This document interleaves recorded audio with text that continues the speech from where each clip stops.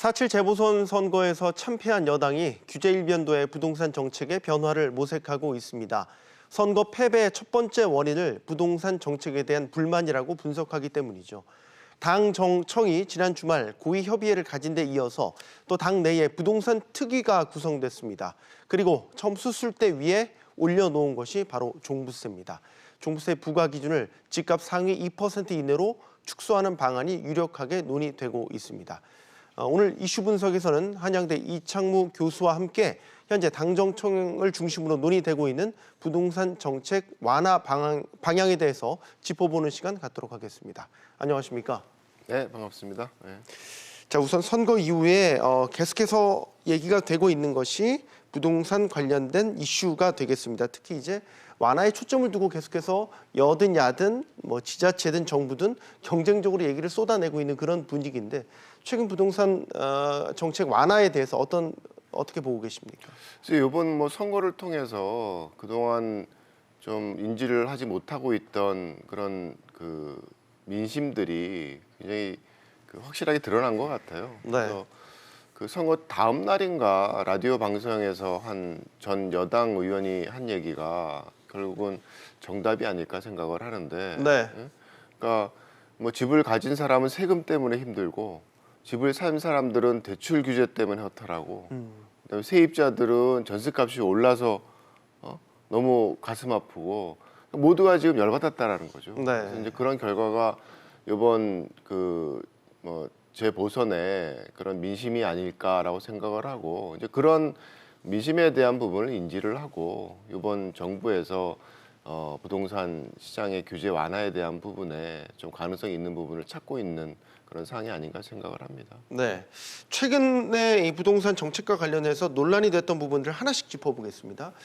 먼저 크게 논란이 됐던 건 공시가격이 아닌가 싶습니다. 공시가격이 올해 퍼센테이지로만 봐도 워낙 많이 올랐기도 했고 또 최근에는 야권 출신의 광역지방자치단체장들이 단체로 공시가격 동결을 요구하고 나섰지 않습니까? 그렇기 때문에 더욱더 감론을박이 치열한 분야인 것 같습니다. 공시가격 일단은 많이 올랐는데 어떤 견해인지 여쭤보고 싶네요. 그래서 이게 공시가격, 우리나라 공시가격 시스템이라는 게 모든 목적에 활용하기 위한 그런 일종의 통일된 가격의 성격을 지니고 있어서 사실은 각 해당 파트별로 들어가면 문제점들이 생길 수가 있죠. 근데 다만 이제 과세 목적으로 유지되고 있는 이제 공시가격의 경우에는 사실은 그게 얼마나 정확하냐 혹은 가격을 따르냐의 문제보다는 그 과세에 대한 부담이라는 게 얼마나 공정하고 사람들에게 다가오냐에 대한 문제인 것 같아요. 네.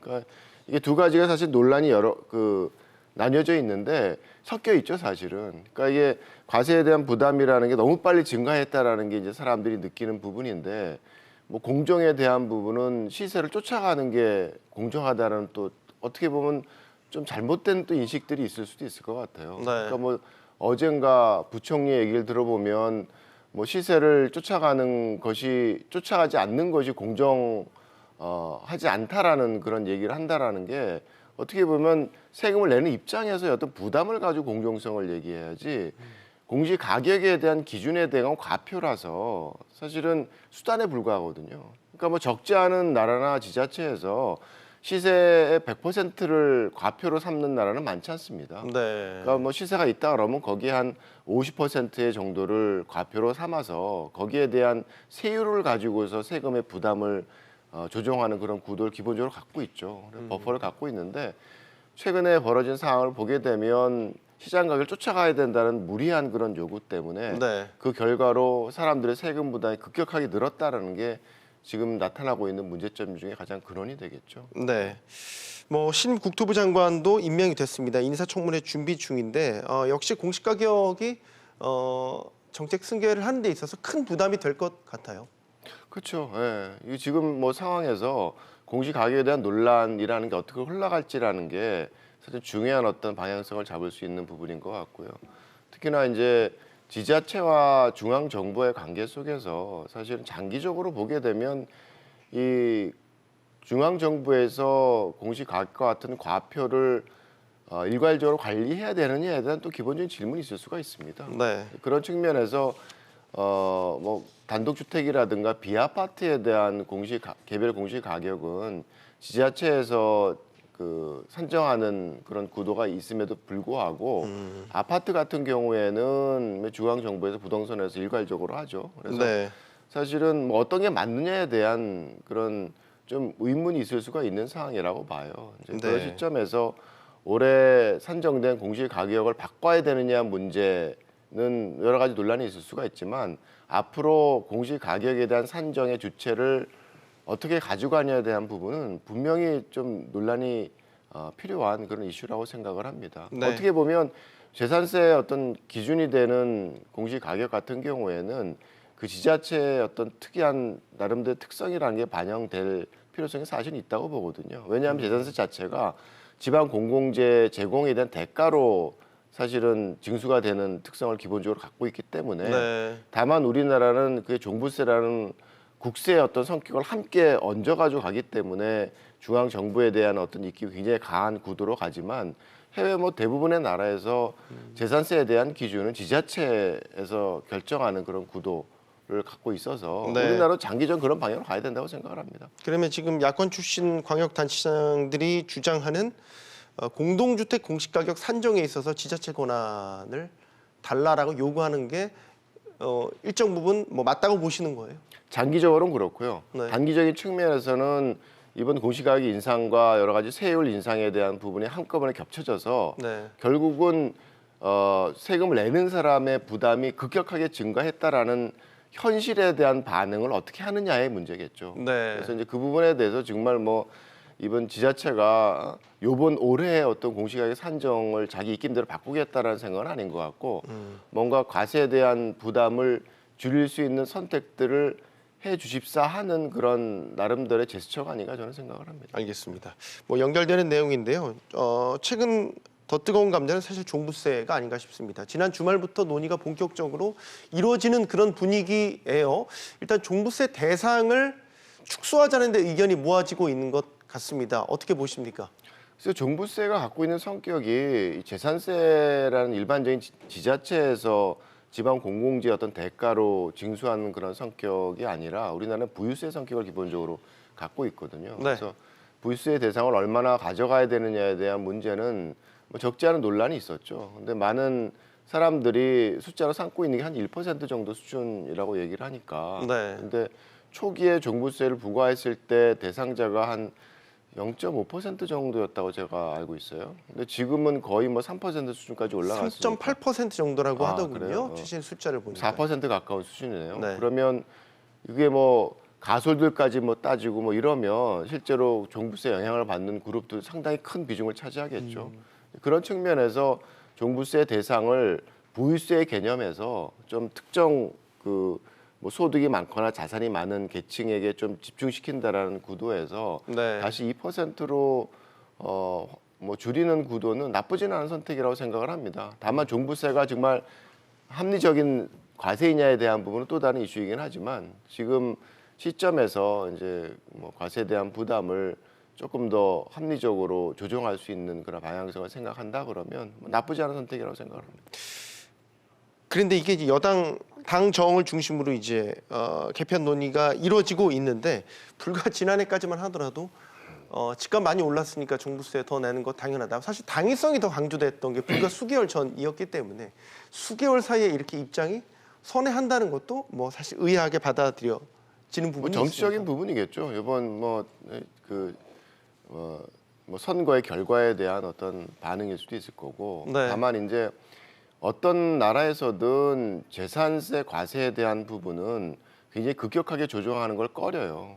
그러니까 왜냐하면 소득세가 아니거든요. 네. 그러니까 내가 집값이 올랐다 그래서 내 실현되지 소득이 않은 느는 이익에 그렇죠. 대한 네. 과세인 거잖아요. 소득이 는 게 아닌데 갑자기 뭐 느는 자산의 가치에 대한 부담을 갑자기 뭐 50% 100% 올라 버리면 그거는 부담하기 쉽지 않은 거죠. 그런 측면에서 뭐 초기에 거래 가격의 기초에서 재산세를 유지를 하거나 혹은 물가 상승률 정도의 어떤 상승 구도를 한정하고 끌고 가는 게 이제 일반적인 구도인데 네. 우리나라 측면에서 너무 과도한 상승에 대한 부분이 세율 인상과 함께 또 공시가격 현실화에 대한 부담이 겹쳐져 가지고 굉장히 심각한 구도로 발생하고 있는 게 지금 현상이죠. 지금 네. 시점에서 보게 되면 여기서 끝나는 게 아니라 앞으로 세율 인상에 대한 부담과 가격 상승에 대한 부담이 겹쳐져서 올해 내년 더 이 조세 저항에 대한 부분이 커질 수가 있으니까 네.